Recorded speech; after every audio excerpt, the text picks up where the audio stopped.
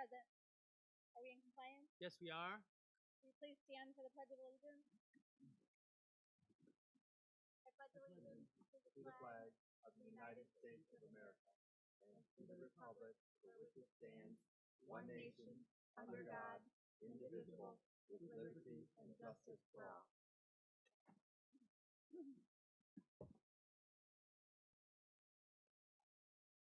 Do we have any correspondence tonight? I have none. And agenda modifications? We do have a few agenda modifications. There is a new number 1. Old number 1 through 14 are now 2 through 15.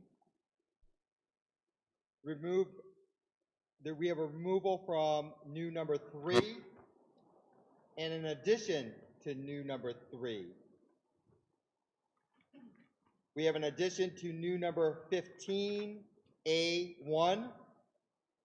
We have an addition to new 15A2. A removal from new 15A2. A removal from new 15A4. An addition to new 15A6. An addition to new 15A7. A new number 16, and old 15, 16, and 17 are now 17, 18, and 19. Okay, at this part of the meeting is the hearing of the public. If anyone has anything they'd like to say, we need you to stand and state your name and address for the record.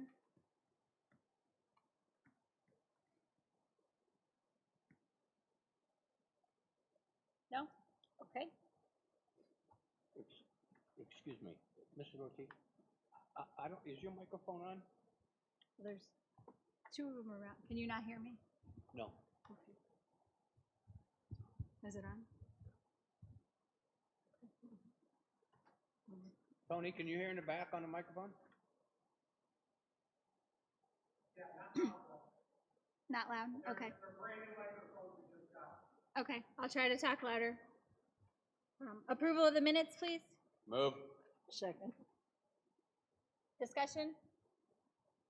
Roll call? Oh, just to note, we will make the one change. I mean, just, Mrs. Metzler pointed out that the tests in her report at Cork Elementary were AR tests. Is that correct, Mrs. Doherty?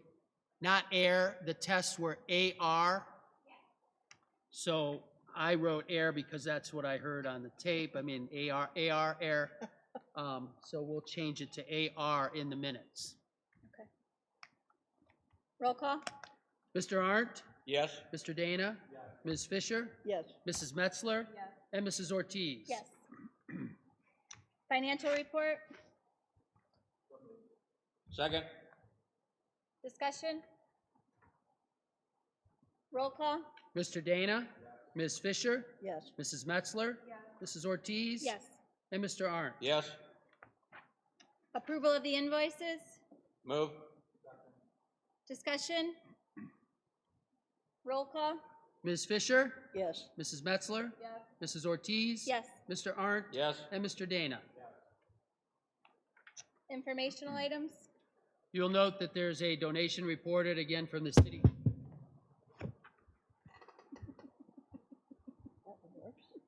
City Church of Geneva to the Geneva High School to be used for athletics. I will also note, as you look at your investment report, I'm sure you're aware that the financial economic market is changing and the Fed has reduced rates. So unfortunately, we have a lot of calls that you'll see on there and a lot of federal agencies that were called even since then, since the beginning of the month. And the rates that we're able to get right now are nowhere near what they were. They're half or a third of where they were. So just the nature of the economy right now. Legislative report? Yes, so I'll start out with the obvious. Last week, Governor Mike issued the executive order declaring the state of emergency to address the spread of the coronavirus. Additionally, he released other executive orders restricting mass gatherings that have changed a couple of times since this order, and closure of all Ohio schools until Friday, April 3rd. This order includes all public, community, private, K-12 schools in the state. The Ohio Department of Education's USD waiver request was approved, enabling sponsors to serve meals in a non-congregate setting at school sites during school closures related to the coronavirus.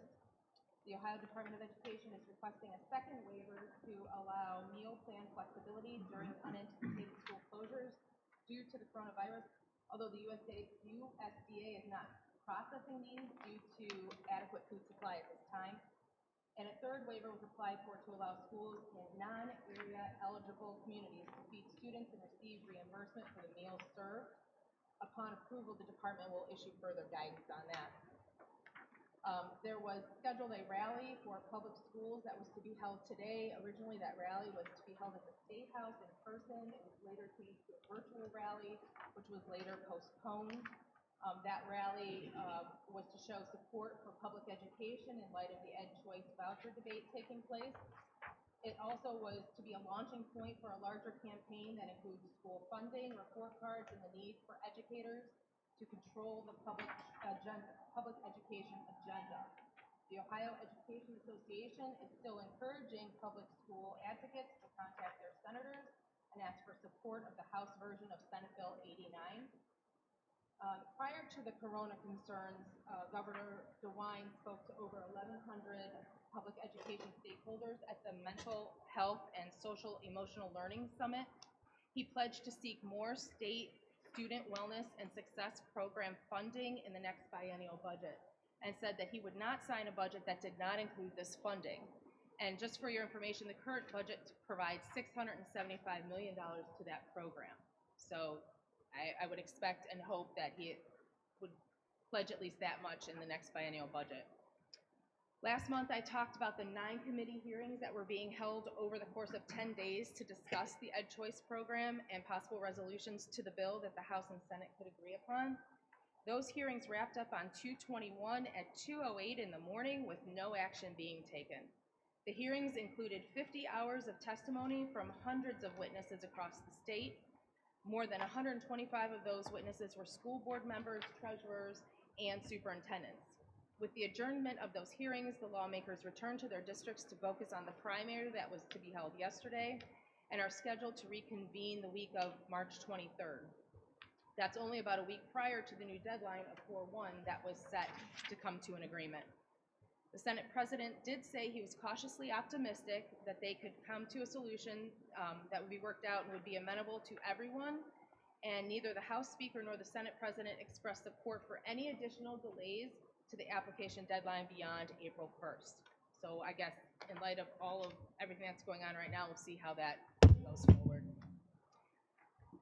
In additional news, House Bill 532, the Education Standards Bill, was introduced in March to require the State Board of Education to adopt standards for mental health education, to permit school districts to include mental health education in their curriculum, and to make an appropriation for such. House Bill 541, regarding the operation, management, and accountability of community schools. It very literally was a long document that really did just call for trying to specify operation and management and how those things could correlate with each other and how they couldn't. And then Senate Bill 288 regarding student religious expression in interscholastic athletics and extracurricular activities was introduced the end of February. That is so no public or non-private school, school district, interscholastic conference, or organization that regulates interscholastic athletes shall adopt a rule, bylaw, or other regulation that prohibits or creates any obstruction to wearing religious apparel when competing or participating in interscholastic athletics or extracurricular activities, including requirements that participants obtain advanced approval, written waivers, or any other permission. So that's just getting started. We'll see where that goes. And finally, Senate Bill 292 regarding e-school attendance. It regards student attendance at internet or computer-based community schools that are not dropout prevention or recovery schools. and basically puts guidelines in place for what is considered in attendance and what is not, and what the consequences are for being not in attendance. So that is the legislative report for this month. Yeah, Mrs. Messer, is there a way that you can email us a copy of that? Sure, I can do that. Okay, it's hard when we're listening to write everything down, and it's good information. Okay. Thank Will you. do. You're welcome. ATEC report? Yes, on Saturday, February 29th, the Skills USA competition was held at the Jefferson campus. There were over 700 students competing in 36 different skills, and the place was really packed. At the end, ATEC performed well with 11 gold, 3 silvers, and 6 bronze. Word has not been received as to whether the regional competition that was scheduled for April 7 through 9 in Columbus will be rescheduled, and if so, when. A chef from Sullivan University visited and demonstrated some of his skills and techniques to the culinary arts classes. He also gave information about non-traditional job opportunities, such as mobile kitchens, working with touring groups, and summer camps. In the adult workshop area, the firefighters were practicing putting on their gear in less than 60 seconds. YO, or Youth Opportunities, still has a waiting list. Currently, there are 299 kids enrolled. So far, there have been 420 who have successfully exited the program, and there remains a waiting list of 194. The program is for youth who, for one reason or another, have missed the boat with the system. Over the past 3 years, 20% have been homeless. Now, these are kids usually from ages of 16 to 21. 20% have been homeless, 40% are parents, 70% have problems with transportation, 60% have experienced significant trauma, leaving long-term effects, and 49% are ex-offenders, and 48% are individuals who identify as having a disability. So there's obviously a huge need in this county, and with 299 currently enrolled, we're starting to take a bite out of that problem. On March 11, Mr. Dana and I participated in a program put on by Stacy Zappatelli from ATEC. We gave practice interviews to seniors here in Geneva to give them some experience in what can be a very unnerving event. And finally, the multimedia group at ATEC has made 60-second commercials for the US Census. They're currently on YouTube, and I, with my limited technical ability and perhaps some help from my sons, will attempt to post them on my Facebook page to help to get the word out, both about the census and about ATEC. And that's it. Thank you. I recommend the board hold an executive session for conferences with an attorney for the public body concerning disputes involving the public body that are subject of pending or imminent court action. I'll move. Roll call? Mrs. Metzler? Yes. Mrs. Ortiz? Yes. Mr. Arndt? Yes. Mr. Dana? And Ms. Fisher? Yes.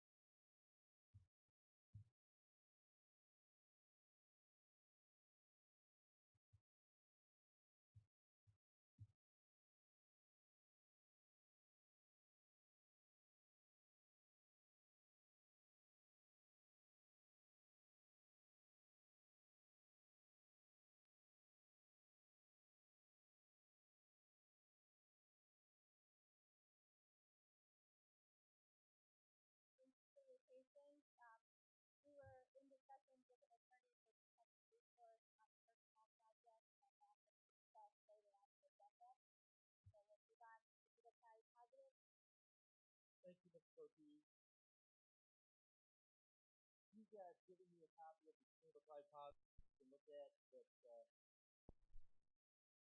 films that I normally talk about.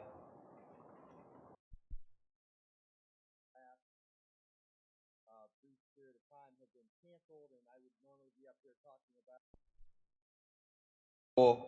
musical and how much happiness they brought to the crowd. The trip to Washington that the students would have taken, and what great things people were saying about our students, or how the Geneva board is excited to face the competition and finally win the ABC Spelling Bee. So I'd probably be sharing all those great things tonight, but as you know, this last week has been a whirlwind, a shock, a change from the norm, and a huge adjustment for all of us. We've been asked to be flexible, supportive, positive, while maintaining our social distance when the extended school closure was announced on March 11th.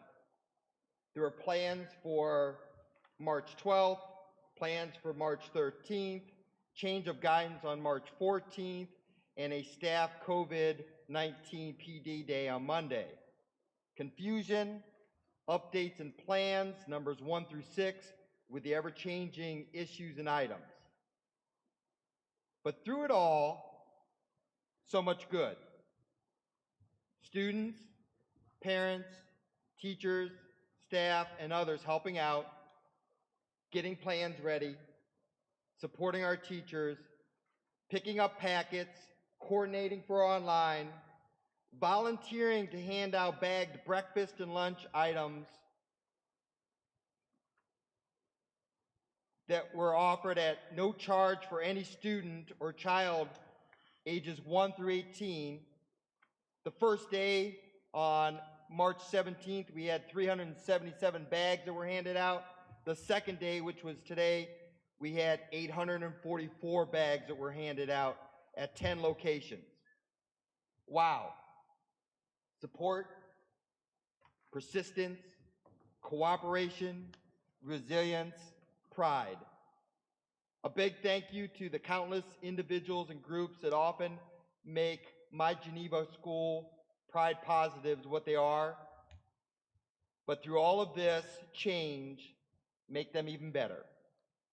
I thank you for your hard work, effort, and preparation, and look forward to more as we continue to move ahead one day at a time. So I changed up my Pride Positives, but I did want to mention we've had countless people that have just supported us because they know the situation that we're in is not our fault or anyone's fault, that we need to move together as a community. So I wanted to share that tonight and thank all those people.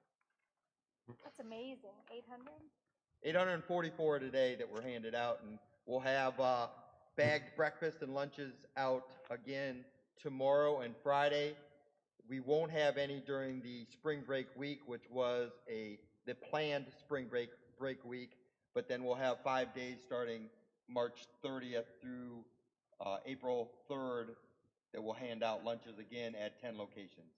Just outstanding, and I also want to give a shout out to the IT department that was working to help students here with respect to some concerns with computers and internet access. So just all around an outstanding job. Keep in mind that 844 is about half of what is normally served breakfast and lunches a day. So there's more that could take advantage of it. For our teachers, continuing the instruction here as well. So difficult circumstances, but educational opportunities continue. So a great job all the way around. So thank you. Item number 3 from the modified agenda. These are the policies. Again, this is a first reading. All of these policies are revisions. I did remove 2 policies due to some decisions that still were not finalized, and they were based on at-risk students when we looked at graduation and also the graduation requirements. We've been in discussion looking at some of those, but they were not finalized, especially with everything that was going on here at the end of, or through this last week. I was hoping to get those finalized, but they will be put on at a later time. But in addition, there were two other policies that were added, the two 8420.01 and 8450. Those are two policies that were added. Both are because of the COVID-19, dealing with pandemic and control of casual contact. So those are, again, revisions to some of the policies that we have, but because of everything going on, they were placed as emergency items for the policies. I have a question. Sure. Okay, new, revised, and replacement. So how often do we revise them, or are revisions directed to us? That's the first question. Okay. My second one is, how often do we get replacement policies? Is it semi-annual, annual? And how many new policies do we get per year for just Geneva School District? Revision, and again, through Neola, revision policies are probably the majority of the policies we get, that there's some language changes that are given through legislature or through the law. So there might be some small revision that they have to be made. Most of these, you can see that there's just some green text that's added or some red text that's deleted. Those are things that either are coming out of the policy or things that are being added. So again, these are all revisions. For new policies, sometimes depending on something that's passed by the legislature, we will get something that's brand new, and Neola will work on those, and they'll come in one of the two policy packets in either August or in January. And again, the Neola rep will go through those new policies, make some suggestions as to what other districts are looking at, and then those new policies are presented. And how often they're replaced, again, sometimes it depends on some of the changes that are happening in education, testing, gifted assessment, whatever's kind of occurring right now for changes, then we may get a replacement policy, especially if there are wholesale changes. So again, a lot of that's driven by what's happening either at the federal level or at the state level. So I guess it's fairly simple with us five up here, but how do we ensure that every single one of our employees or educators understands I mean, to the degree, everything that's in each one of these policies and it changes? Do we do it during a professional day? Do we mandate that they have to initial off? Is there something that goes around and says they have to educate themselves on the changes that were voted on? Not so much that it's every single policy, but we have professional development that we address certain policies that we want to make sure that they are aware of.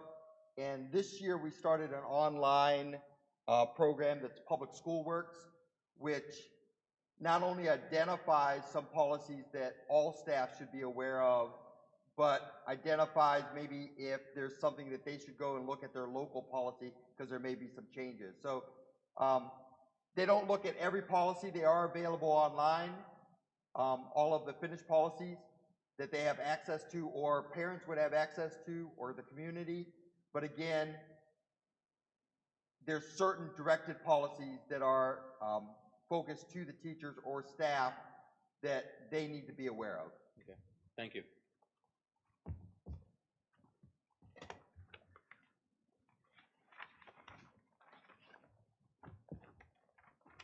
Okay. Item number 4, discussion for GHS curtain wall project. Yes, I know that we just had an executive session that we were looking at if there's any potential recourse still for some of the damage that we've had on the curtain wall. We did have Mr. Currents, who's the Director of Maintenance and Transportation here this evening, and also Jason Wysong from Tremco. I had invited them back because I know in giving information to the board that there may still be some additional questions. So I'd like to give them just a few minutes, or if there's some questions from the board, in regards to the project and the various options that were presented at the prior board meetings, to ask those. I know at this time, it sounds like we may be tabling any recommendation, but I think both Mr. Currents and Mr. Wysong have looked very closely at this project, have maybe a recommendation or ideas that they would like to share, and then that might be something that we consider as we move forward. So, Mr. Currents? Try taking a microphone. You guys are giving 5 options of different ways to bid Hold this on, Tom. project.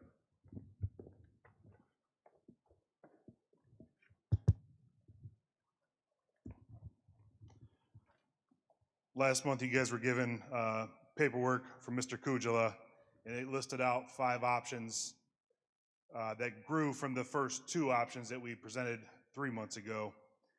Do you guys have any questions on the paperwork that you received, or should I go ahead and talk about the few options that I recommend? I think that's what we're looking for, is what is it that you feel is the best remedy here for this, so. So we have options the Chevy 2. and the Cadillac options, and then the in-between, so. I actually have some questions. In reviewing that document that we got last month, and then there was another document that we were given that gave us the good, better, and best options. I was looking at option 2 and 4.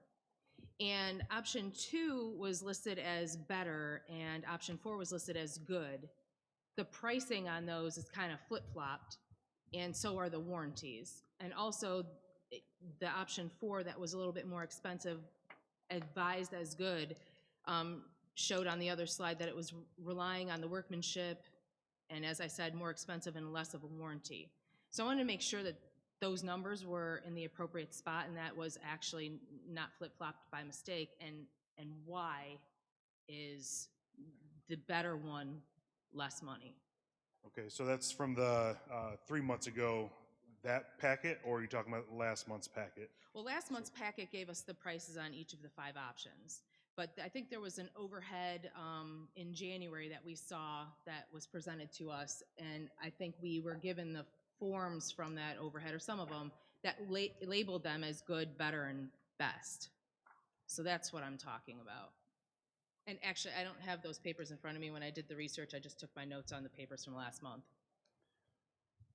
So from the first time that we had the options given to you, we concentrated on the cheaper option, which was the 70, so it's option 5 on the newest Right. packet. Yep, 72. 72. Yep. Mr. Arndt asked for more options so we could see if we went to the option 1, the nuclear of fixing everything, or the cheaper one that I was kind of proposing to begin with. So Jason and I got together, and if we can correlate the 2, the cheaper option was still in the very first packet, which would be option 5 on here. When we went back to it, we brought in more contractors to give these options. We had 3 contractors come out and walk through the whole scenario to get these options, the newest ones you have. Can you speak, Jason, can you speak to how it was represented the first time to now? Or? So one of the things back in January, we only presented you with the one cost option, and that was option 5. And we threw out some hypotheticals on what option 1 may cost. And looking back at the notes, I think I might have said $250,000. That wasn't a hard number. I believe it was a hypothetical. Well, that's what would equate to option 1 now, after fully, bidding it out, for lack of a better term, with the contractors. That looks to be $408,798.57. So, I mean, I underestimated that one, and that's what we were calling the nuclear option, totally rebuilding the curtain wall system. The reason why some of these other numbers look a little flip-flopped is basically how the contractors were looking at them and their liability and uncertainty in what they were getting into. The option 4, cutting off the gasket and wet sealing, that is more, it turns out that is more labor intensive. So it's actually cheaper to do option 2 because they're able to just go in and start taking off the pressure plates and redoing the wet sealing. Didn't know if you had a question there. So, yeah, questions that, what I was concerned with here at the last meeting, or the last time there was a presentation on this, was, cost and then also warranty. So obviously, the nuclear option here is significantly more expensive. So in talking about essentially, recaulking this here, what is the warranty here for that? So it's my understanding there's typically like a 10-year warranty. Talk to me here about that. What can we expect? Right. So option 1, basically, even though it doesn't look as good on the surface, it's basically a 2-year labor and material warranty because that's what would have been the original warranty from Conair, the manufacturer of the system. So I know it's going to look a little counterproductive in that the nuclear option spends the most money, but also only has a 2-year labor and material warranty. But that's all you would have had back when this building was built. What was it, 2008 or 2006 is 2006? January 2006. So it basically almost hits reset and gets you back to whole back when the building was first built. Contractors, not knowing what they're getting into, really couldn't get them to provide anything more than that. I mean, that's all they were going to basically give us at that point. Option 2, we were able to do a 2-year labor and material and also do a 5-year, what we refer to as a trem care. So we would come out once a year, fully inspect the system, and if there were any issues with the sealants that were previously installed by the contractor, they would be corrected and fixed and all fall under a 5-year warranty. So we were able to enhance that a little bit under option 2. And the same with option 3. Basically, option 3, we thought we were going to pick up some labor savings using the restoration overlay system, but that's not how this one worked out.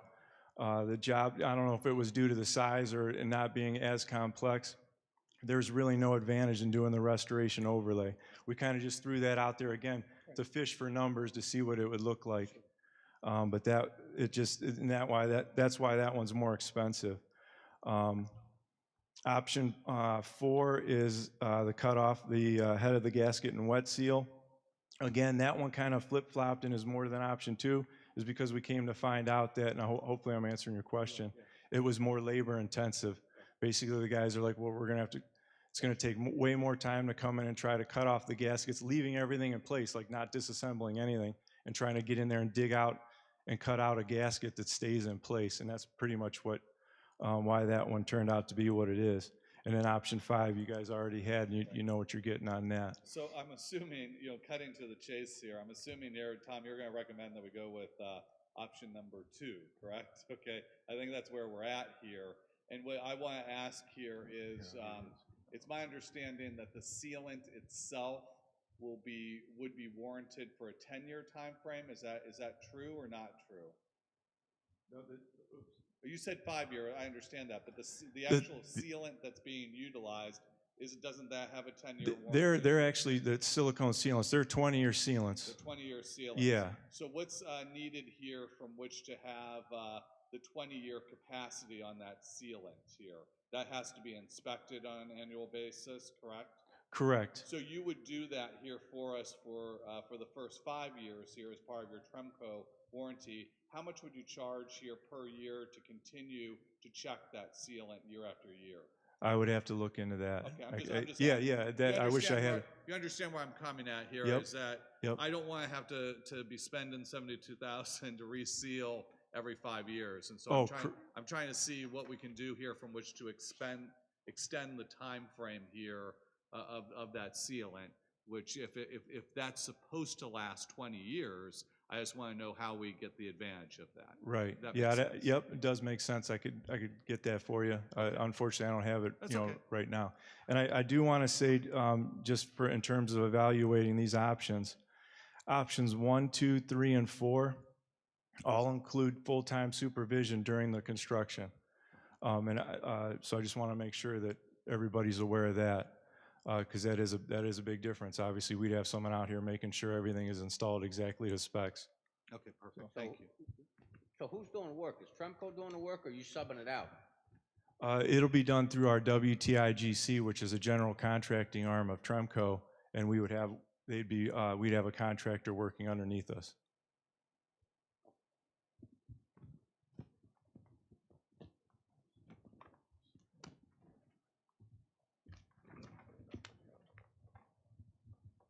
So option 2 and 5 were the two I was looking at. Option 2, talking to Jason tonight, with the warranties and stuff I see here is definitely what I'd be pushing for, would be option 2. Thank you.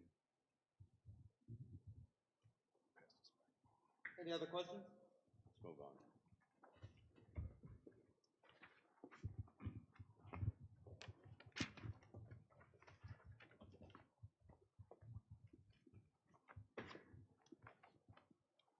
Thank you, Mr. Kearns. Thank you, Mr. Wysong, for coming.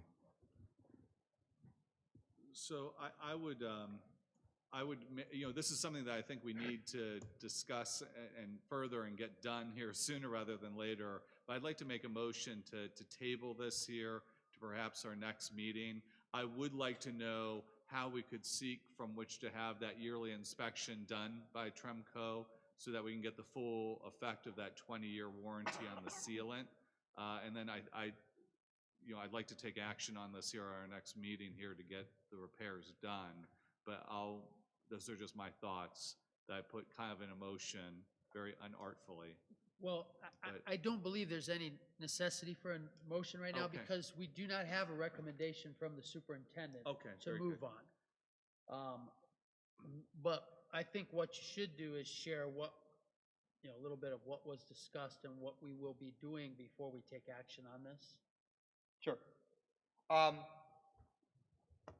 Again, the plan tonight was to have a chance to discuss this further, get any questions answered, and then possibly have a recommendation. We found out some information in regards to some of the remediation that was done to the curtain wall window, not only here in the front, but also in the media center. And we wanted to make sure that we looked at all options to see if there was anything else. We found out that there was part of the original remediation. We knew that we could not go back and make any kind of other claims, but basically that was finalized with the agreement that we originally had agreed to, and ended up getting $1.3 million back for remediation of the curtain wall windows and some other leaks. But in looking at this, and one of the individuals or companies that was involved in the remediation, we believe that we may have found that some of that workmanship was not done to the specifications that should have been. We are working with an attorney to send a letter to that company, John G. Johnson, to let them know that we've had continued issues and what our desire is for them to at least come and look at it and fix that problem. And then after that, we would see what their response is. And after that letter, if we don't get a response, then we'll be looking forward to move forward with some type of recommendation to continue to get that work done. But we want to see if there's any recourse still that potentially some of that project could be paid for. Once that notice is issued, we've been advised that we would need to hire a consultant to supervise John G. Johnson if they come back to do any of that work. So we'd probably be reaching out to you, Jason, for Tremco to supervise that work then. But so we'll have to wait and see how that lines up. Yeah. Good. Good. Thank you. Item number 5, I recommend adoption of the enclosed Geneva Area City School District 2021 school calendar. I'll second. Discussion? Yes. like 8 October, Yes, all the green with the little asterisk. It Yes. says, half-day inter-service PM. When I think of PM, I think of preventive maintenance, physical meltdown, primary marksmanship. What is PM? those will be in the afternoon. There'll be half-day in-services in the afternoon. They'll be based on our strategic plan, and teachers will be put into groups to work on aligning our curriculum. But what is PM? Just in the afternoon. They'll all be afternoon. AM, PM. Yeah. AM, PM. There'll be half days for the high school and middle school. They actually would dismiss at 10:30. Then the buses would be picking up or taking them home, and then they'll would pick up the elementary at 11:30, so that would be their end of their half day. We did the half days because as I did some research, I think it's a little more efficient for the teachers instead of a full day to have a little more focused. And we also would make sure that lunches go home with the students, much like we're doing now with a bag lunch. So not only would they get a breakfast, but they would get a bag lunch. One of my concerns is always how parents and homes will be able to adapt to this. I think one of our focuses will be to make sure that information gets out very early to parents, very early to families, and also that they understand what we're going to be doing during these times. So these 4 half days are really aligning with our strategic plan, and as we continue on curriculum and instruction, the changes that we're going to be making. I did also want to note that this was selected by the majority of our staff. The calendars were very close and very similar. The start date was the same on both of them, looking at a start date of August 31st, a week before Labor Day.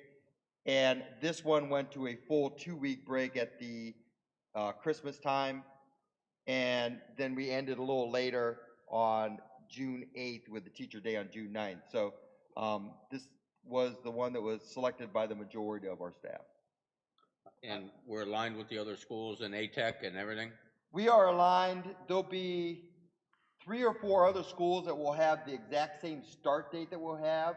Actually, ATEC may be one of them. They were talking about a later start date.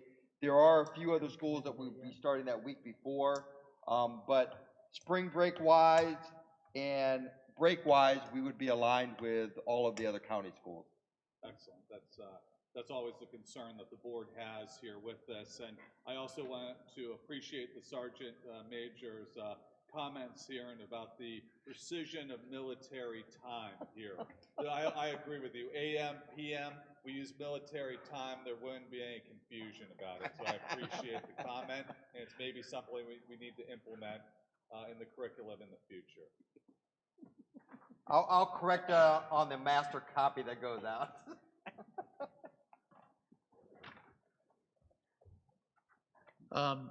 You also, I think, had discussed that there may be some training or professional development offered to certain classified positions that may not have had the opportunity to complete their day. Yes, thank you for reminding me.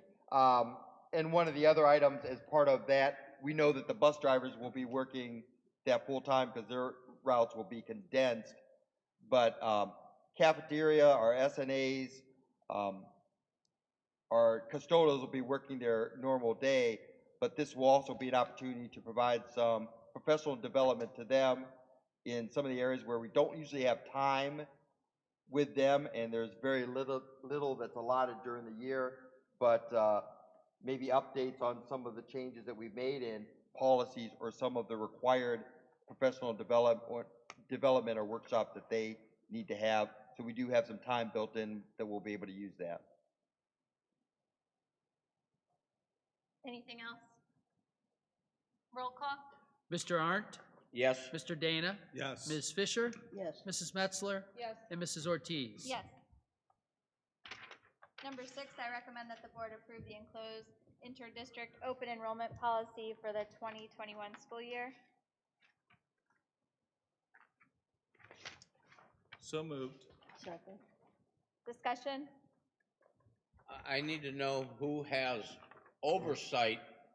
on what correspondence and information we get as a school district on a student coming from outside, i.e., a student that's coming from, say Willoughby, and comes here under open enrollment, and that individual has a history up there. Who here sees that history?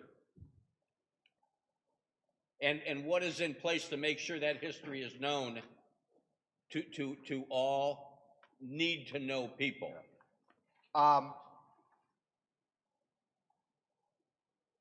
Typically, when a student enrolls or comes here and says that they would like to enroll as an open enrollment student,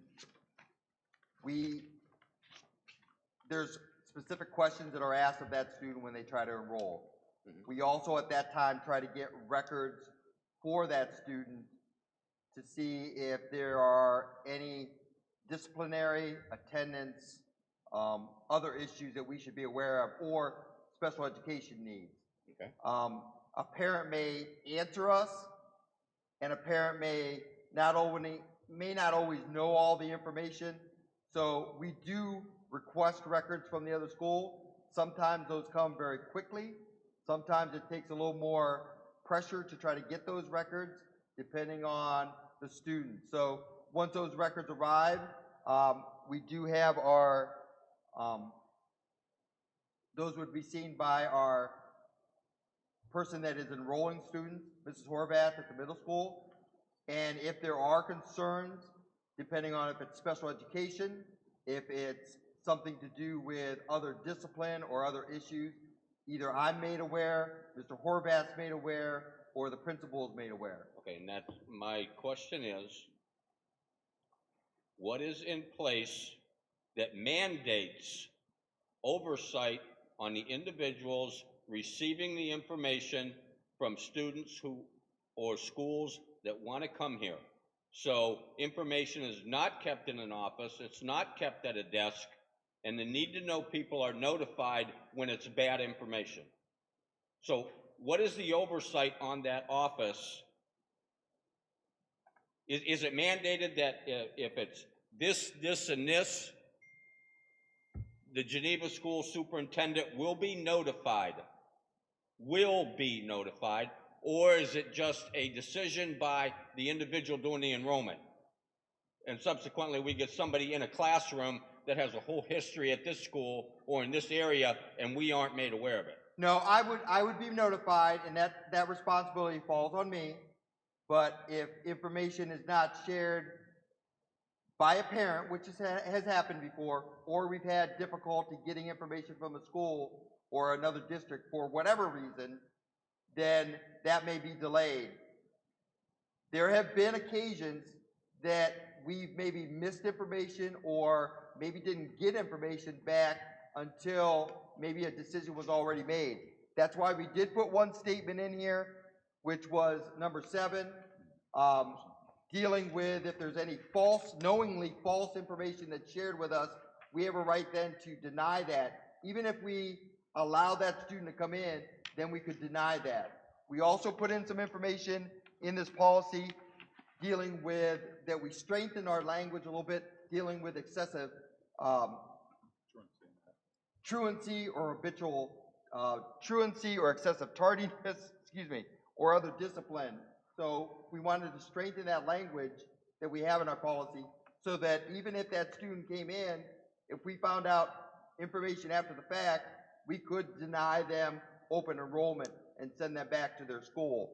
So, and the other big issue that we had with our policy is we had many times that students in our district that were open enrollment left our district during the summer, didn't fill out an application in May, during the month of May, which is our open enrollment season, and decided that in June or July, for whatever reason they had to leave, didn't notify us. So we put in some time frames that they need to let us know if they leave so that we can still either keep them as open enrollment or then we can look at and deny open enrollment based on our criteria. So we are trying to firm up that policy, but ultimately that falls back to me if we are allowing students to come in that either have discipline, attendance, or some kind of other issue.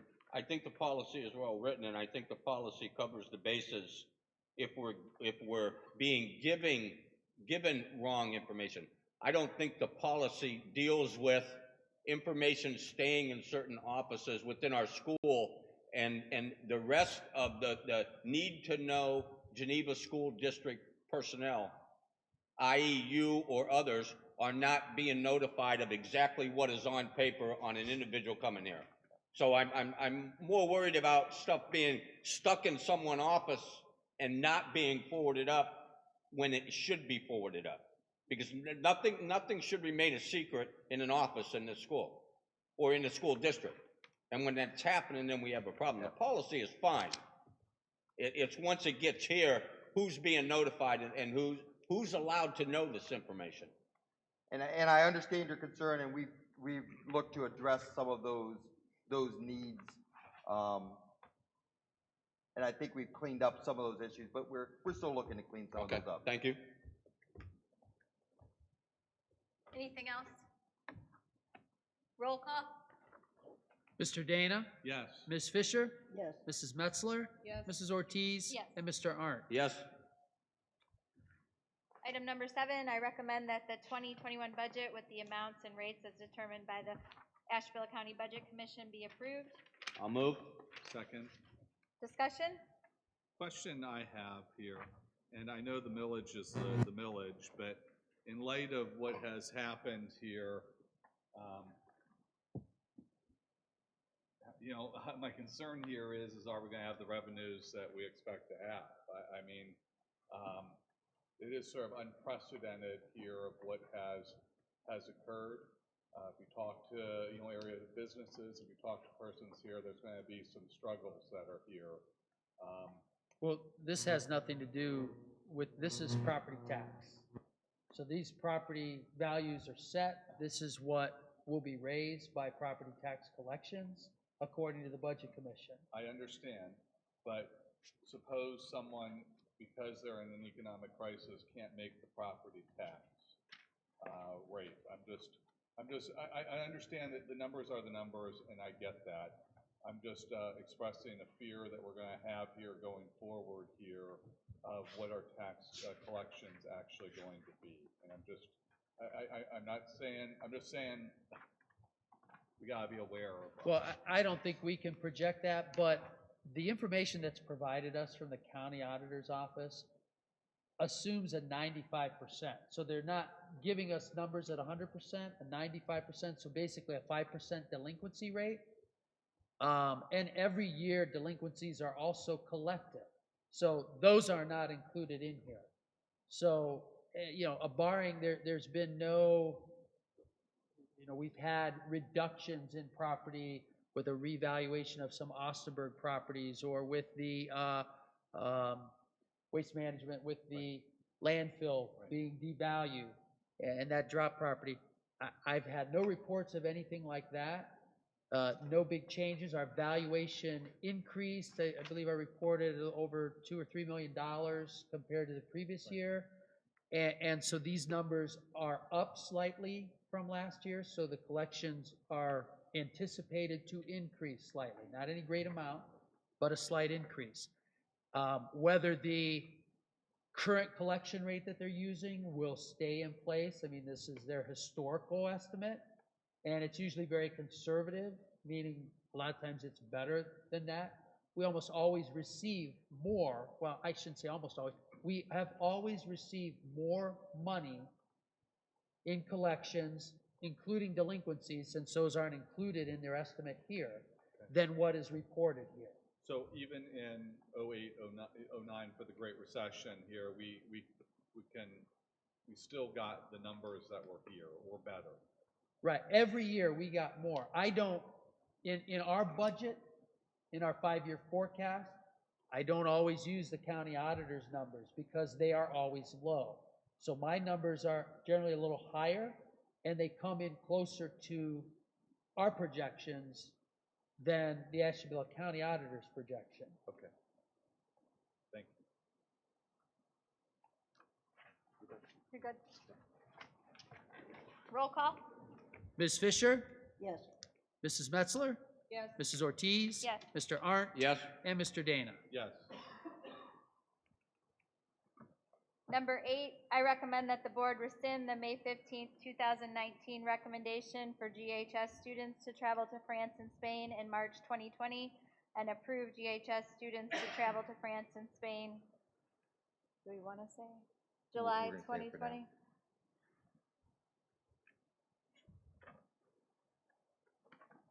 To get this started, I'll move. Second. Discussion? I believe that it should be rescinded. However, this is a great country we live in, and there's a lot of great things to see right here in the United States of America, and I think we are limiting what students can go and can't go by offering a trip to go across the pond. There's so many more places they could go right here in the continental United States that would be just as educational, just as beneficial, and it would do all the things that a trip to Spain would do, only they'd learn about their own country, and I think that more children could afford it. So I do agree with rescinding, however, I don't believe that we ought to allow anyone to go over there. So is this something we have to And I've been deal- over there. Do we have to deal with this in two separate votes? One to rescind and maybe a second one from which to approve travel in the future? Well, I put it as one recommendation so that we would rescind. I thought it was important since we did vote on it back in May of 2019 and approved that we also had that we rescinded the travel and set another date. This is kind of a formality for us right now because there's some unknowns still as to what travel will be like. We did schedule or are scheduling another date, and we did hear back from EF.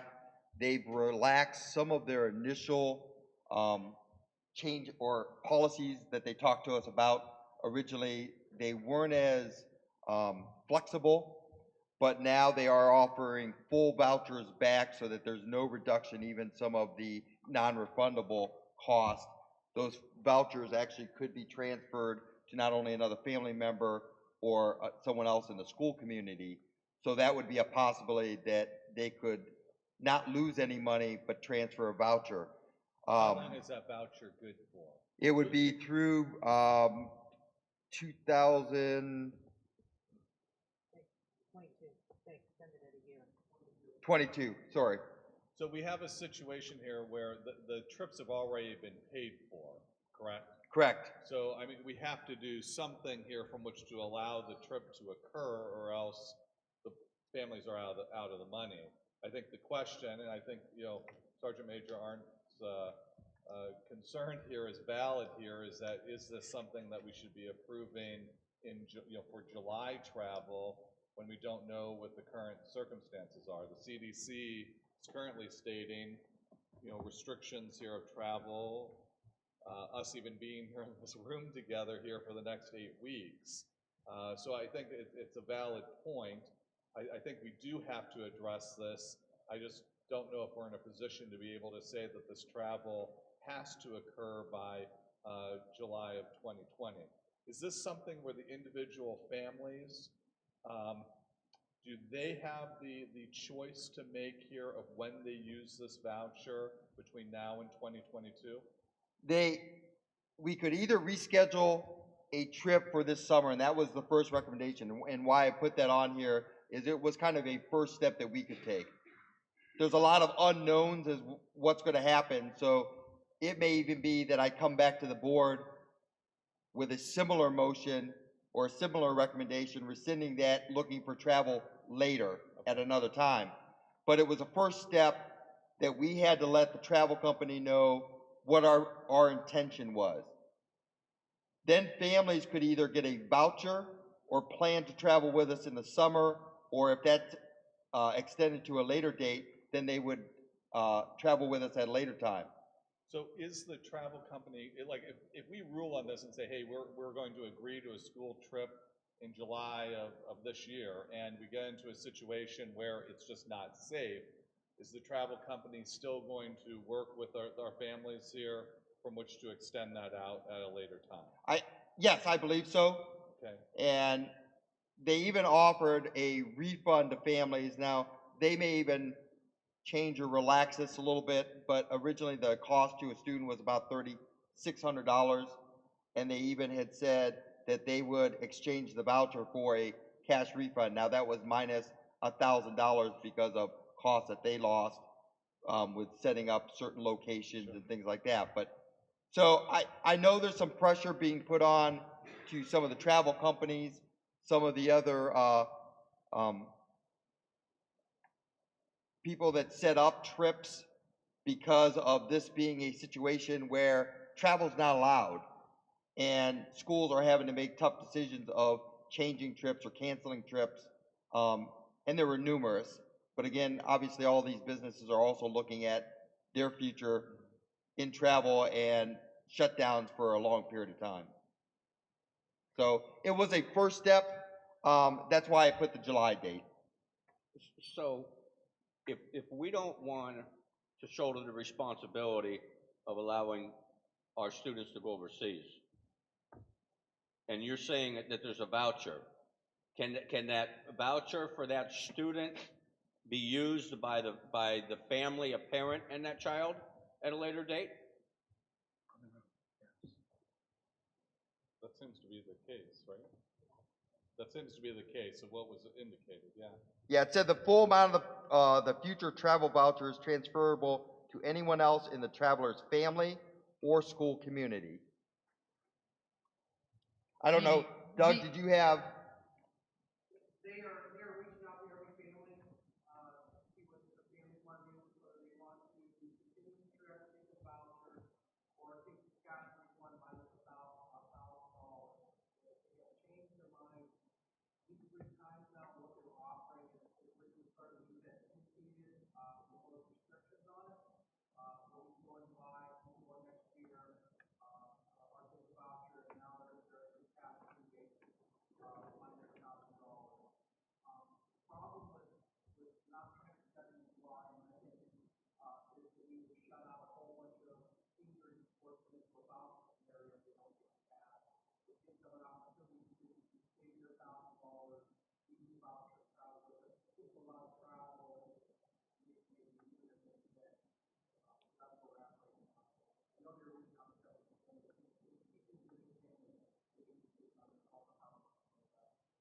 So, and we also have the other, the other aspect of here is, Boeing needs, what, $40 billion, to continue, with their operations, and you have these various airlines that are in trouble, and they're already reducing what the level is of travel that they have. I've heard like 70% and maybe even more of what they're cutting here on their flights. So we have this very real possibility of, can this, is there even going to be an airline to be able to take them out to Europe here in July? So I hope the travel company considers that here when they're talking about what the refund levels are going to be, because those could end up increasing if they can't perform at all come July. It's just a very unique situation here. I'm inclined to say that we have to agree with this motion here with the understanding that if the situation does not improve, Mr. Kujala, I feel confident that you're going to come up to us here with a future, recommendation about future travel, and we'll have time to discuss it then. But I don't think we can say you can't do the trip, because it sounds like then these families could be potentially out of money here from it. So I think we probably have to deal with both issues together in one motion. That's just kind of my thinking on it. So what is out-of-pocket expense per family right now? They paid 3,600? 3,600. So each family has paid $3,600 for a child to go overseas. Correct.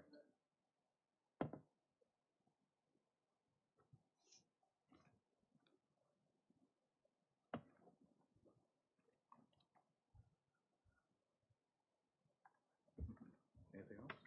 Are we ready for roll call?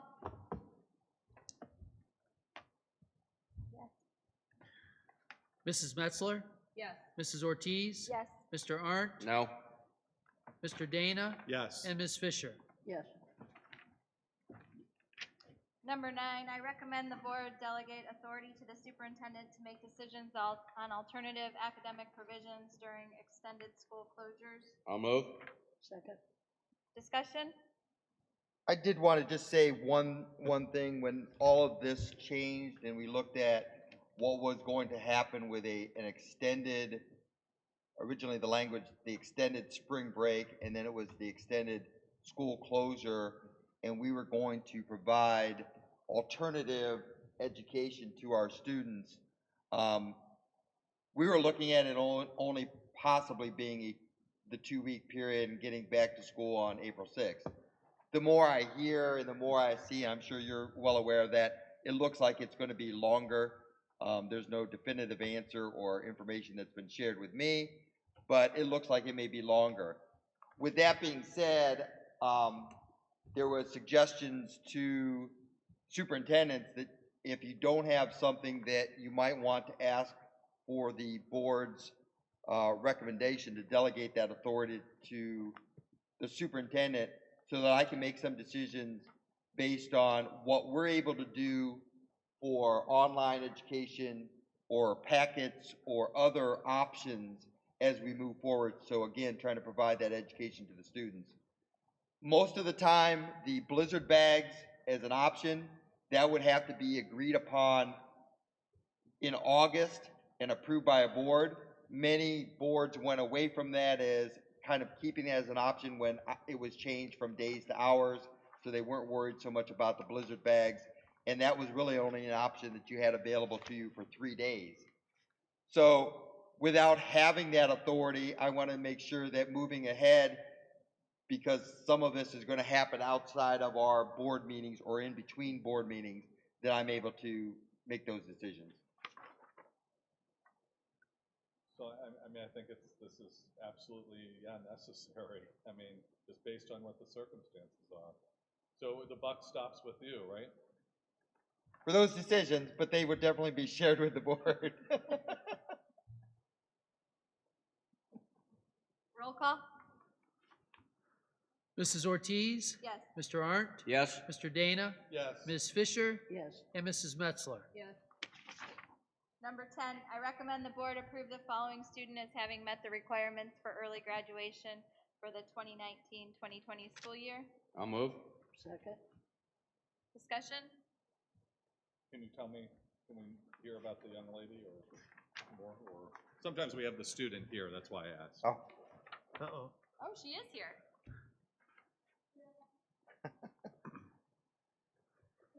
Megan, do you want to share a little bit? Want to take her mic? Sure. I got it. Mr. Dana's taking it. I asked the question, so I'll do he the, said that. oh, you got it. Thank you. Might be in stereo. You got to face the crowd way back. So what I plan to do is, in the meantime, while I won't be at school for a year, I plan to go to college and get a head start on communications, ASL, maybe working with special needs disability kids because my cousin has autism and I really like to bring awareness to that and to work with them. So I want to be a flight attendant. So if I were to do that, maybe I could help kids with special needs on a plane, calm down, work with them.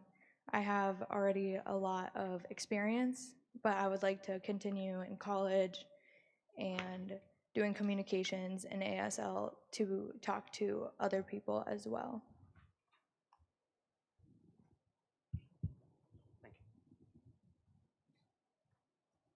We're good. Thank you, Megan, and good luck to you.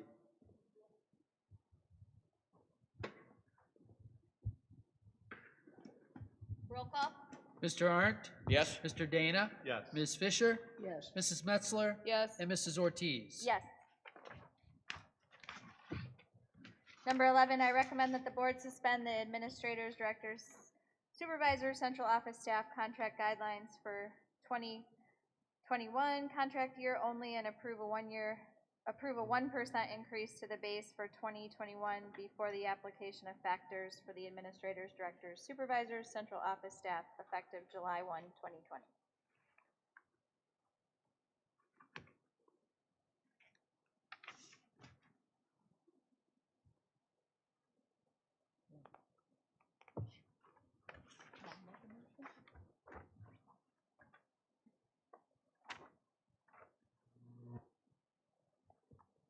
So moved.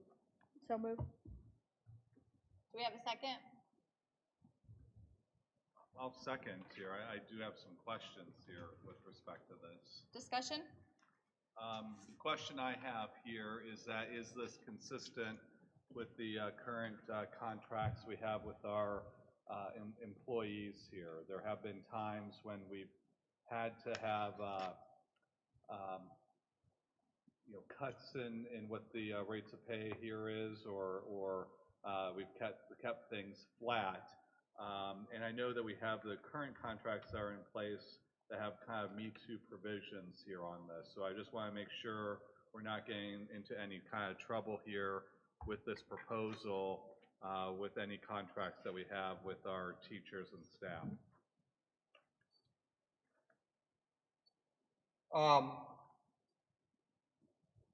Mr. Lilly and I had some conversation on this, and obviously we had to look at the administrators' contracts prior to going into negotiations. We'll be negotiating with both OPSI and GATA. We've had freezes on those contracts, looked at what we could do moving forward. The Me Too clause really did not, both of those had sunshines on them.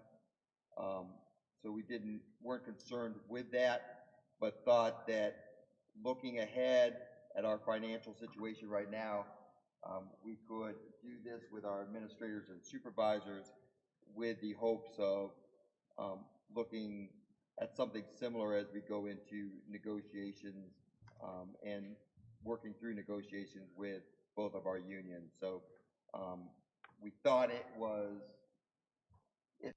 within what our financial situation is. Again, we know that we're not going to be able to offer large increases, but something minimal at this time as we, again, try to bring items back to our district, things that we've had to cut and reduce, along with trying to recognize the work that our staff does. I don't know, Mr. Lilly, did you want to add anything?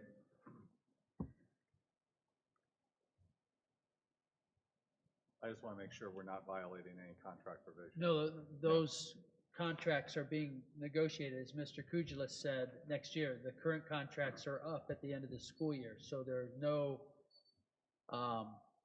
Me Too clause in effect for next year.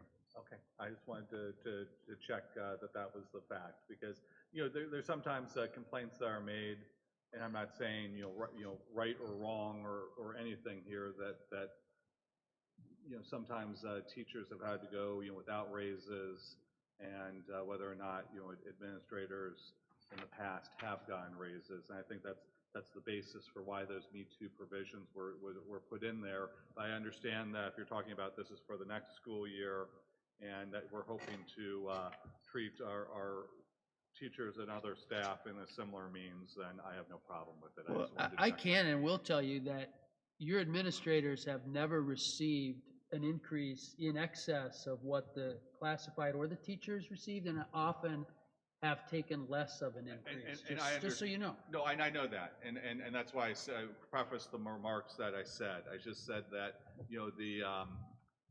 sometimes there's discussions that occur, especially when you're coming into a contract year where that is said that occurs. I'm not saying it's the truth, but I just wanted to have it where it was a public discussion here with respect to that the administrators aren't seeking anything that our teachers and other employees would receive. That's all. I just wanted to confirm. Anyone else? You have anything? I do have a concern with this when I look at it, but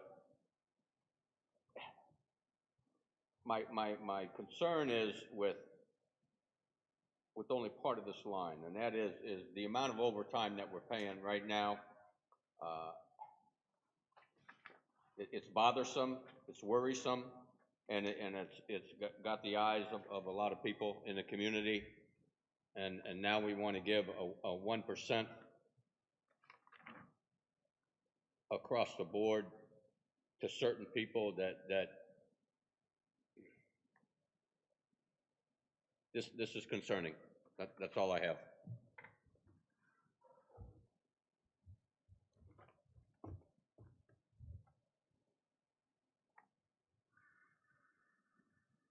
I mean, all of these individuals that are part of this recommendation are salaried employees. They're not gaining overtime.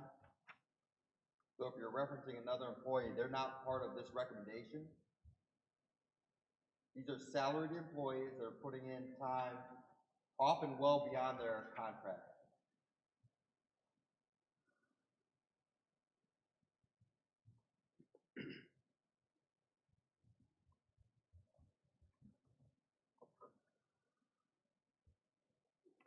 Are we ready for a roll call? Roll call? Mr. Dana? Yes. Ms. Fisher? Yes. Mrs. Metzler? Yes. Mrs. Ortiz? Yes. And Mr. Arndt? No.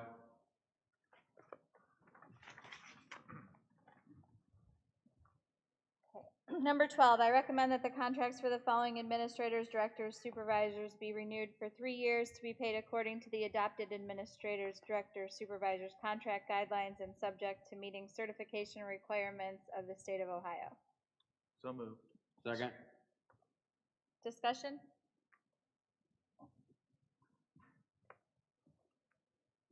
Roll call? Ms. Fisher? Yes. Mrs. Metzler? Yes. Mrs. Ortiz? Yes. Mr. Arndt? Yes. And Mr. Dana? Yes. Item 13, So moved. Second? discussion?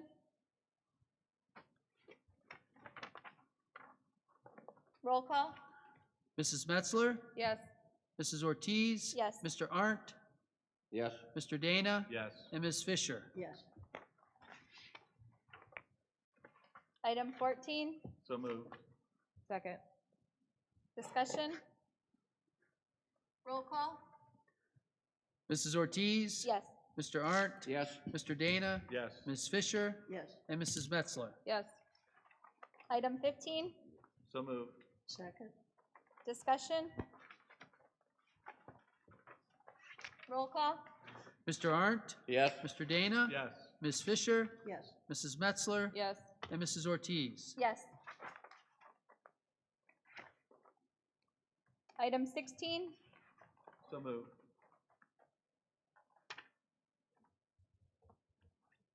Second? discussion?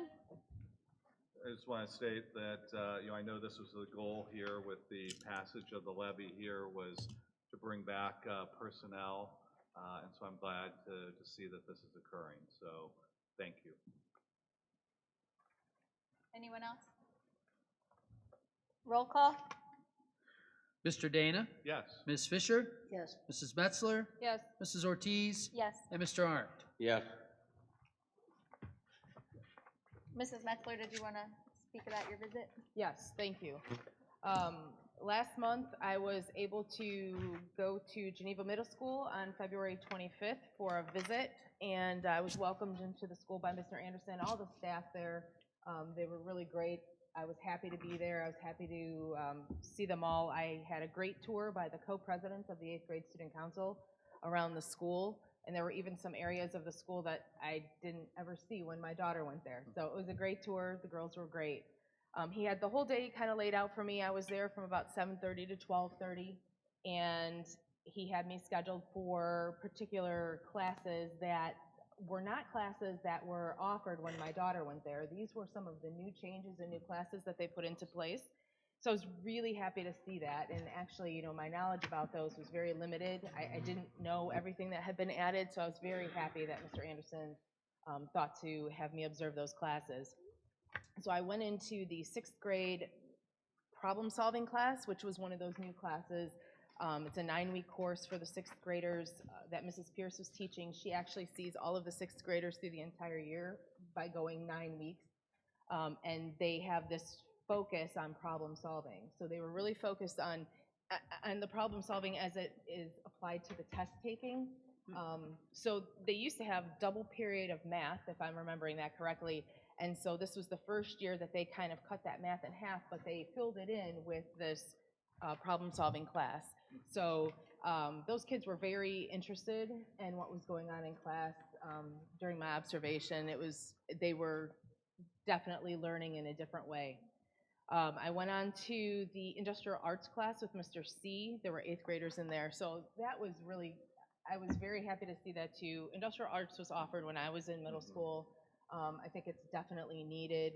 There are a lot of kids interested in that, and being exposed to that, I think, is what they need to do in middle school so that they can kind of maybe have a different career path chosen for high school. So I was very impressed at how that workshop was being run. I went into the 8th grade communications class taught by Ms. Rollins. That's kind of close to my heart because that's kind of what class I was in and chose my field of study in college. I was excited to see that they offered that class, another 9-week course, but kind of exposes them to public speaking and presentation and different types of speech writing. She told me that they were doing persuasive speeches, informative speeches, impromptu speeches, but it really helps those kids gain confidence. It's invaluable, that class. I went into the computer tech class with Mr. Shemansky. There were 7th graders in there, and I didn't really realize this when my daughter was there, but every year, every student in middle school goes through a computer tech class. So in 6th grade, they do the basics. 7th grade, they do typing skills. In 8th grade, they kind of work on Word and Excel. So that preparation is fantastic for the kids coming into high school because without it, they kind of be maybe fumbling around on their own, trying to get their parents to help them. They kind of need that base for when they get to high school and have to prepare their speeches or my daughter has done a lot on PowerPoint presentations. I mean, this is just another fantastic course being offered in the middle school. I went into 7th grade art with Mrs. Monahan. It was the first time I'd ever heard an art teacher talk about their students being visual problem solvers. I thought, what a creative way to really look at art, and watching those kids as they were working on shading with paint. So just a different aspect. As you can tell, I was really happy to be able to go through these classes and actually see what our students are doing and really what our teachers are putting out there for our students. They work very hard, and I love seeing it. A couple more, I went to Mr. Odell's 8th grade algebra. That is a class that's being given to the 8th graders for high school credit. So the opportunity that they have to take that class a little earlier gets them on a head start, especially if they're college prep. And I went to Mr. Mirabel's high school physical science class. That's an 8th grade accelerated science class, same principle. These kids have the option to get their high school credit for that class in middle school and puts them on a path a little bit quicker towards college prep. So he mentioned about the Chromebooks. In that class in particular, they have the option to use the Chromebooks or turn in papers, and they had just been using those since Christmas break, so they were still getting used to those. The one thing that he did mention was it's a little bit more work for grading for the teacher because of the slowness of the server for loading 160 different papers, but I imagine as they got the feel for using it, as did the teacher, it would go a little bit quicker for him. So I did have a chance to see some of the other classes throughout the school. It was a fantastic visit. I saw a lot of the SOAR signage throughout the school, something very important in our middle school and high school, PACs in the elementary school. So fine job done by all of those teachers at the middle school. Thank you, Mr. Anderson, for welcoming me into the school. I appreciate it, all the staff that allowed me to come into their classrooms. It was a great visit. And next month, actually, I did go to GPS last week, but I'll talk about that next month.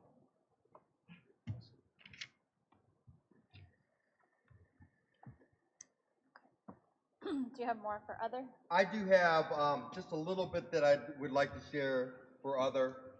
I wanted to share with the board that, as I've mentioned a few times tonight, we're in this ever-changing, very chaotic situation. I've been staying up with our current officials that are in the county, talking with superintendents not only in our county but other counties, looking at some of the options that they're looking at, and all of us foresee that there may be an extension to this break.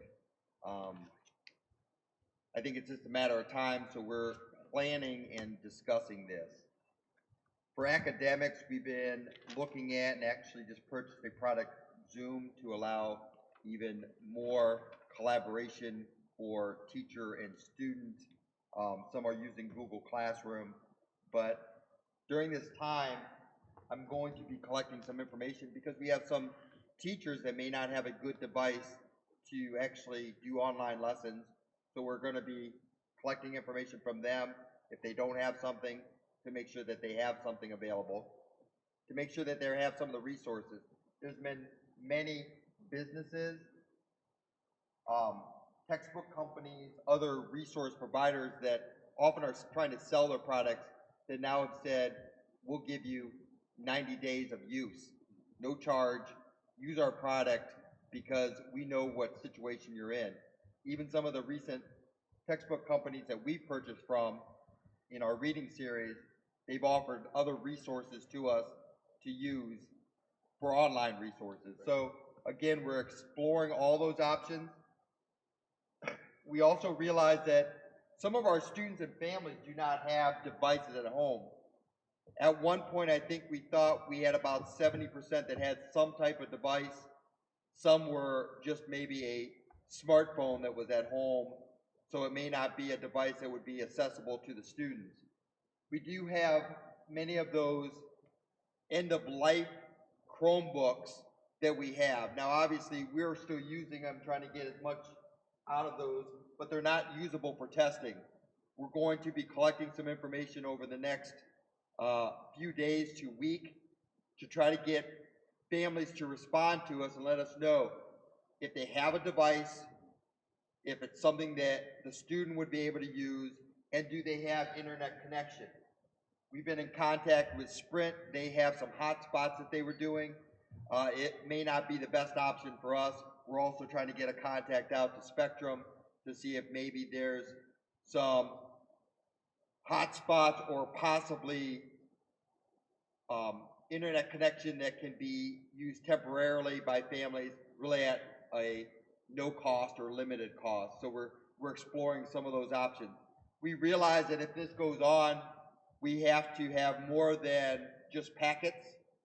We also realize that there may be a situation that packets may only be the only option for a family depending on their situation. But we want to have a better gauge on that, and we tried to get that in a very short period of time, but then the realization at that time is it was only going to be for a limited time, but I think as we look forward, we all expect a longer period of time. For food service, we want to continue to make sure we're feeding our students. I'm impressed that we had not only our food service department in to pack bags, but the number of volunteers that we had to continue. We'll look to try to continue to maintain those breakfast and lunch options for our students because we have students that look forward to those meals. And I was out there at the site and to see some of them come up and they were very grateful to have that breakfast or lunch and some of the options that we were providing. We're also looking maybe to expand that a little bit if we run into a longer period of time by possibly having a location. Right now we're using the middle school as our central location. We brought food there so that we were bringing them from all the different schools so that we had it all in one location to pack those bags using all of those items that don't need a lot of refrigeration, but they're able to be bagged and sent home. The Uncrustables, the ham sandwich, the celery and carrot sticks with the ranch dressing that doesn't have to be refrigerated, fruits, milk, juice, those kinds of things. And for breakfast, you know, the cereal items or the breakfast bars. So we're looking to try to continue those, look for other options that might be available, but maybe as a main place for us at the middle school to even offer some hot choices if we go extended, but they would have to come to the middle school to pick those up. Some schools are offering those. We were a little hesitant to offer any kind of hot choice like a chicken patty sandwich or something like that because you don't have a lot of control over what happens to it, how it's heated up, you know, those kinds of things. But we may be offering some hot choice at the middle school if we extend this. and using up some of the food that we have in our cafeteria, especially if it's going to be for an extended period of time for the rest of the year. So we're exploring all these options. As I said, it changes daily as we get new information, but we want to continue to provide academics to our students, regardless of how long we go, and to provide food services for our students. We're also looking at some other options if there's other services, especially with special education needs, as we progress and we're out for a longer period of time. Are there some services? Now, many have gone to working at home or working from satellite areas, but using Zoom or using some other capability to do video conferencing or checking in with students for home visits, those kinds of things to make sure we're servicing our students. So all of these things are being investigated. I just wanted you to kind of know some of the things that are in planning. Many moving parts. I'll request a lot of additional help and ideas from the administrative team. They've been great so far, and we'll continue to work through this. And again, something that has been thrust upon all schools, but I think our students are in good hands, and we're going to continue to do everything we can for them. So a couple of comments here on this, and that is I would ask that you inform the board here, especially during what was our regular spring break here, of what percentage of our students, and I think I want to focus here first on middle school and high school, about what percentage of them have a computer, webcam, microphone, and reliable internet service. I would just like to know that. And, we talked about, and I know there's been exemplary work that's been done of refurbishing some of the computers and make them into a serviceable Chromebook here. But I think if there is a particular need that our students have in those grades, I'd like to know about it, just to see what we can do about it. And then with respect to the internet connection, that's why I gave you the number here to Bill Callahan. So he's from the Cleveland area. And one of the things with Spectrum is they do have a reduced price for kids and for seniors here from which to have high-speed internet. So there is a reduced cost, because if you're looking to get an internet service, it's expensive, and it's probably outside the means here of what some our families can afford. But there are packages, they are not advertised by Spectrum, but they do exist. And I think if we can work with the parents here about trying to get some high-speed internet at a cheaper price, I think that's only going to benefit here our students. I would plan that this is going to be the norm through the end of the year.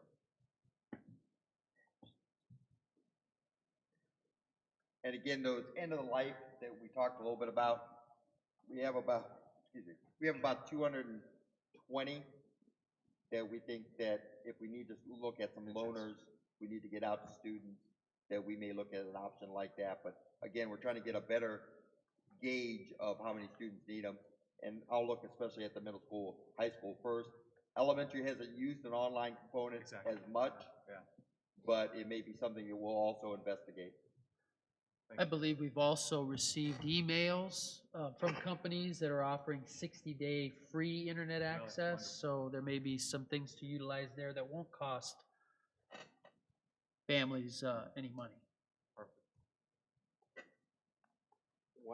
What change has taken place at the state level when it comes to the mandated testing and time frames? Has it been waived? Has it been set aside? There was an email that came out today, and Mrs. Doherty, I know you received that email. Some testing was suspended, so that won't take place. The Otella, the OGT, and I know the others right now for our normal testing has been delayed, is the term that they've used. But there's been no definitive answer what's going to happen with testing. But I think that's also, you're going to hear an answer from them, or they're going to make a decision based on recommendations of an extended school closing going beyond the dates that they originally presented. So I don't see there being testing, not in the format that we've had. And if it's the extension that I believe and others in the county believe is going to happen, I think they may look at not having the testing. But again, that official decision hasn't come out.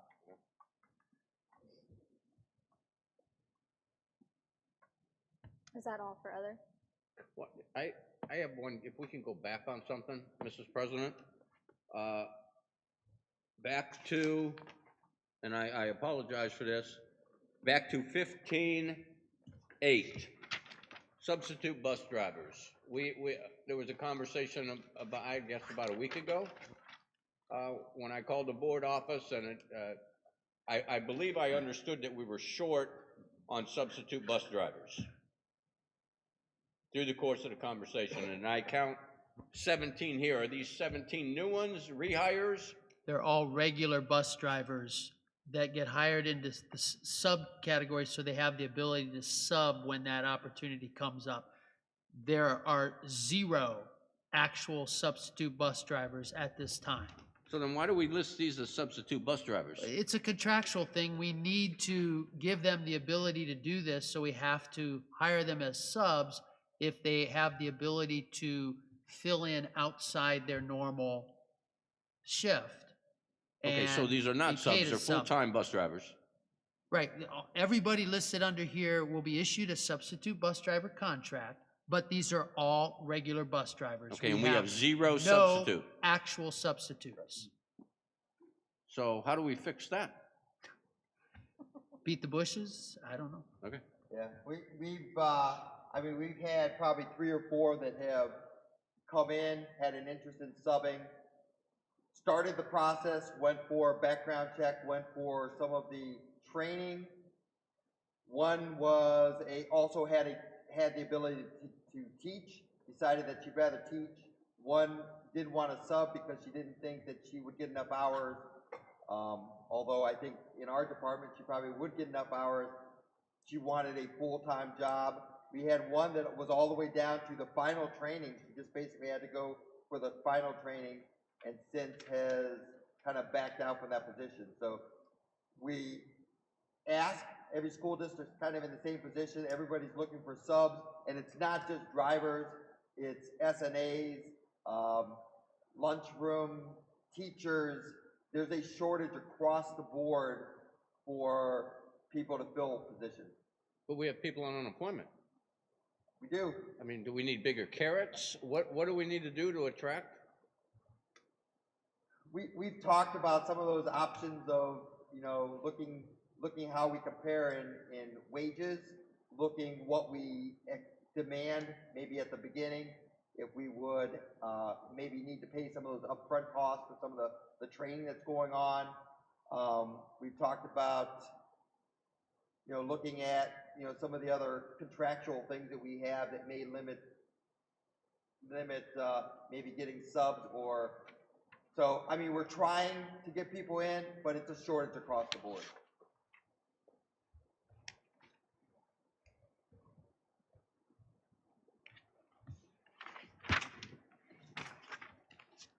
And that's it for me for other.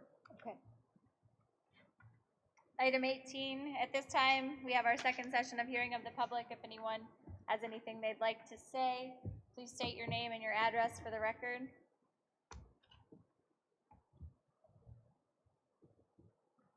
Okay. Item 19, I recommend the board hold an executive session to consider the appointment, employment, dismissal, discipline, promotion, demotion, or compensation of a public employee or official, and preparing for, conducting, or reviewing negotiations or bargaining sessions with public employees concerning their compensation or other terms and conditions of their employment. So moved. Second? Roll call. Ms. Fisher? Yes. Mrs. Metzler? Yes. Mrs. Ortiz? Yes. Mr. Arndt? Yes. And Mr. Dana? Yes. Thank you, everyone, for coming. We will not be returning for action. For our students that are here, I will come down and sign your paperwork so then you can leave before the executive session. And Megan, good luck. Gotta wait by.